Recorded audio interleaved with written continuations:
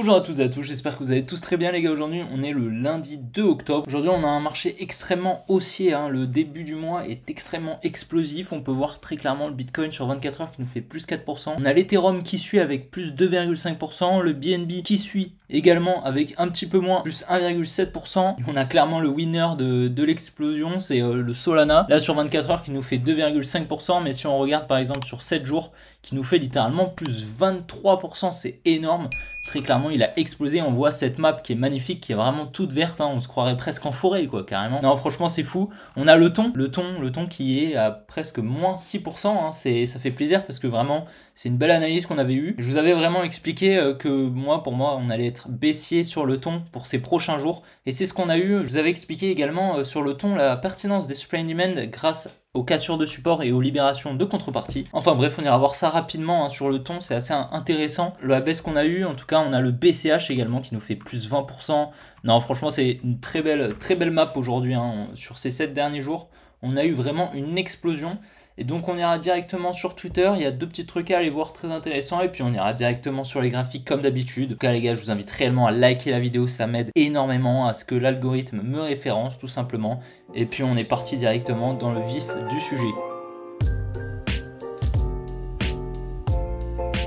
Donc les gars, on est directement sur Twitter, je vous ai partagé ça ce matin. Donc en fait c'est l'historique des performances du mois d'octobre. Qu'est-ce qu'on peut voir? C'est clairement on a sur 14 ans, on a 10 mois d'octobre qui sont bullish. Tout simplement le Bitcoin prend en valeur. Donc qu'est-ce que ça veut dire? Ça veut dire clairement que les probabilités sont assez hautes pour que le Bitcoin prenne en valeur ce mois d'octobre. Donc c'est tout simple, on fait tout simplement 10 divisé par 14, ce qui nous donne 0,714, on multiplie par 100, ce qui nous donne 71,4% de probabilité que le mois d'octobre soit bullish en 2023. Donc bien sûr c'est pas parce qu'on a plus de 50% de probabilité qu'on ait un mois en vert qu'on va avoir un mois en vert. C'est tout à fait possible qu'on fasse un mois en rouge, et comme on peut le voir, voilà, on a eu 3 mois en vert, ensuite un mois en rouge. Donc là on a eu 4 mois d'octobre en vert, 4 années consécutives, donc c'est tout à fait possible que on casse ce rythme et qu'on passe en négatif pour ce mois-ci. Et en plus de ça, si on regarde sur le graphique, on a eu un mois de septembre bullish, on a pris plus 3,95%, alors qu'historiquement le mois de septembre est un mois bearish, donc c'est tout à fait possible qu'on ait les performances du mois d'octobre qui se soient répercutées sur le mois de septembre et qu'on vive actuellement un pump pour le mois d'octobre qui soit que temporaire et qu'au final on finisse le mois d'octobre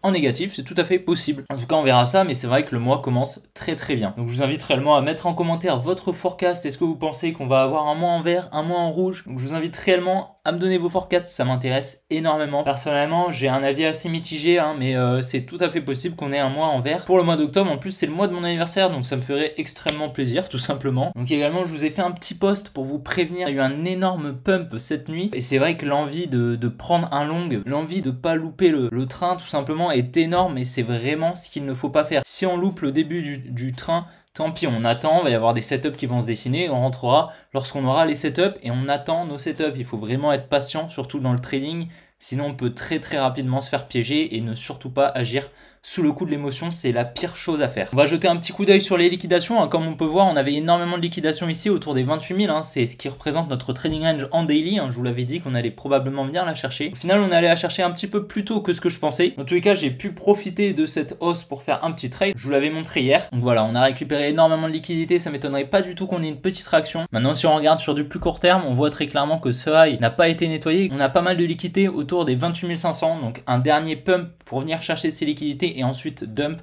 m'étonnerait pas du tout, c'est tout à fait possible, et ce qui nous formerait une probable distribution, ça m'étonnerait pas du tout qu'on range pendant les prochaines heures afin de pouvoir retracer ce gros pump. Donc direction les graphiques, comme vous pouvez voir, on a eu un énorme pump cette nuit, c'est magnifique, clairement on a eu des belles bougies bleues, moi j'adore ça, mais bon, comme vous pouvez le voir, vous vous rappelez, j'avais pris ce trade, malheureusement je l'ai vraiment clôturé juste avant ce gros mouvement haussier. Donc bon, c'est vrai que c'est dommage, mais bon, c'est comme ça, on peut pas profiter de tous les mouvements. En tout cas, c'est vrai que je peux difficilement me plaindre. J'ai eu plus 2,9 R.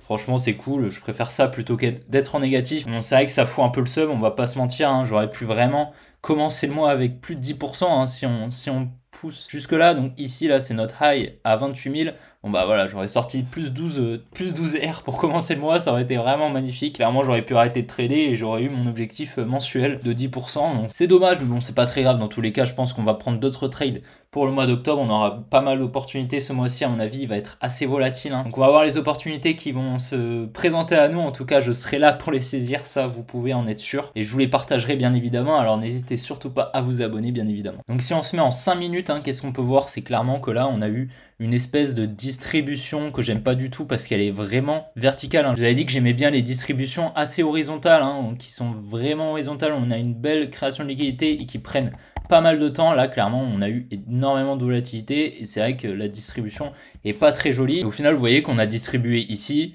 qu'on est venu conforter cette trading range juste là et au final, on est venu la casser, récupérer toutes les liquidités et on a réaccumulé en fait. Hein, ce qui est dans le carré blanc, c'est tout à fait une accumulation, ce qui forme tout ça, une réaccumulation et à présent, je pense qu'on va faire des plus hauts. Hein, et comme vous pouvez le voir, on est en train de pump. Et en fait, je vous ai juste dessiné cette supply parce que si on doit avoir un retournement, ce sera dans cette supply. Malheureusement, je pense vraiment pas qu'on va l'avoir. Hein. Comme vous pouvez le voir, on va très clairement la transpercer. Et c'était tout à fait possible. Hein. Comme je vous ai dit juste avant, on a pas mal de liquidités juste au-dessus. Donc, c'est tout à fait confluent.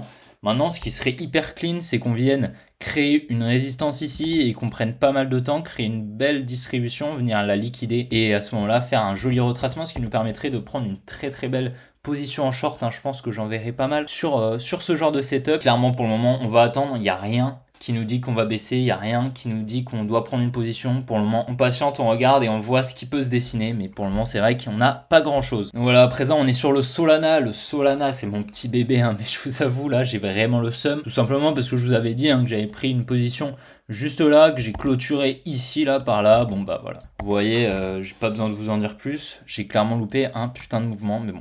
C'est comme ça, les gars. Comme je vous ai dit, c'est pas grave. Mais c'est vrai que ça me ronge profondément, quand même. Mais bon, c'est pas très grave. En tout cas, vraiment, le Solana, c'est le grand gagnant de ce pump. Hein. Comme je vous l'ai dit, on a vraiment fait un énorme mouvement par rapport à tous les altcoins, même le Bitcoin. Hein, clairement, lui, il a pris des performances de fou. Et bon, voilà, ce qui me dérange pas mal, hein, c'est que on a quand même créé pas mal de liquidités au sud, comme vous pouvez le voir. Et si on se met en daily, on a une espèce de trendline ici qui me dérange vraiment et je pense qu'on va venir la nettoyer au moins sous ce lot et même probablement sous celui-ci. Celui-là, on verra selon ce qui se dessinera, mais c'est vrai que là, pour le moment, je pense qu'on va pouvoir pousser encore un petit peu, hein, parce que comme vous pouvez le voir, on a quand même pas mal de liquidités.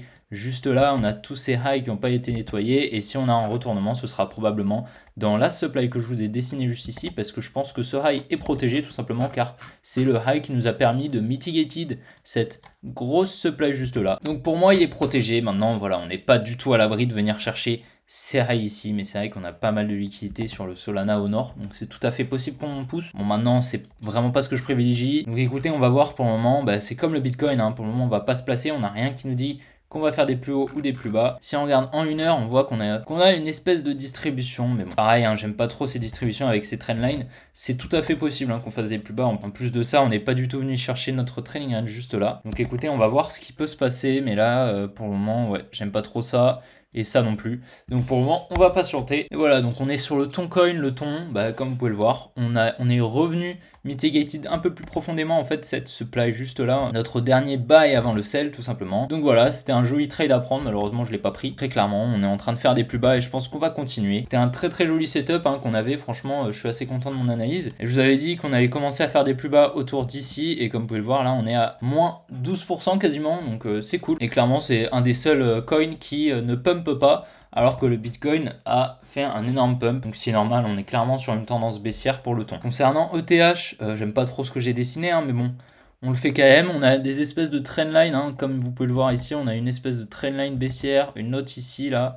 Mais bon, voilà, c'est pas incroyable hein, ce qu'on a, mais on est venu liquider la première, donc ça m'étonnerait pas du tout qu'on vienne liquider la deuxième pour ensuite rebaisser probablement, un petit peu comme le setup qu'on avait sur le ton. Et puis comme vous pouvez le voir, on est en train de créer une trendline au sud, donc qu'on vienne la liquider, ce serait totalement possible. Hein, et donc comme vous pouvez le voir, on est venu liquider comme sur le Bitcoin notre trading range. Hein. Donc tout simplement, on avait notre selling climax automatic rally, donc la trading range au niveau de l'automatic rally, le secondary test juste là, qui nous permet en fait de créer cette espèce de support ici qu'on est venu liquider ici avec le STNB. Donc il me semble que cette mèche n'est pas présente sur le contrat en spot. Là on est sur le perpétual, donc c'est avec les leviers. À mon avis c'est juste du spread qui a été émis sur Binance pour liquider les gens. Mais donc voilà, on a une belle accumulation ici. Hein. On est venu chercher notre trading range et donc maintenant on n'est pas du tout à l'abri de faire un retournement, ce qui nous formerait une grosse redistribution tout simplement. Je suis assez bearish hein, sur l'Ethereum, et c'est vrai qu'on est en train d'accumuler pas mal de liquidités au sud, donc ça m'étonnerait pas du tout qu'on aille les chercher, et cette supply me paraît tout à fait pertinente. Hein. Donc voilà les gars, j'espère que la vidéo vous aura plu, je vous invite vraiment à liker la vidéo, ça m'aide énormément. Proposez-moi des cryptos à analyser en commentaire également, puis à vous abonner, passer un petit tour sur mon Twitter, puis bien sûr je vous invite réellement à profiter de ces moments là où il y a beaucoup de vert, ça nous soulage un petit peu, on en avait un petit peu marre du rouge, on va pas se mentir. En tout cas les gars, je vous souhaite une bonne soirée, allez ciao.